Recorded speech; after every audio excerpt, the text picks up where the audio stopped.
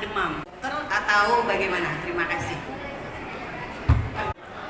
Penderita ada kontak karena ini kan virus ini sifatnya menularkan, dia gampang menularkan. Virus itu lebih gampang menular daripada bakteri ya? Jadi karena ini virus dia ada gampang tertular. Jadi kalau ada riwayat kontak dengan pasien yang terkena ini virus corona, itu kita waspadai. Jadi gejala-gejala seperti tadi yang ibu bilang, misalnya dia ada batuk, ada demam, ada sakit tenggorokan, itu kalau idealnya sudah 2 hari demam, ya bagusnya memeriksakan ke dokter. Ya. Jangan lupa minum obat-obatan. Kalau awal-awal 1 hari demam, ya minum anti demam, minum vitamin, istirahat cukup.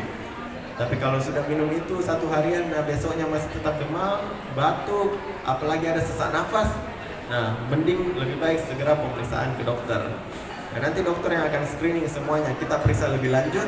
Biasanya kita periksa darah dengan periksa foto ronsen. Kalau hasil foto ronsennya ada pneumonia, hasil darahnya juga ada positif, di sel darah putihnya meningkat, nah itu kita biasanya sudah waspadai. Kasus-kasus seperti itu langsung kita biasanya kirim ke Wahidin ya.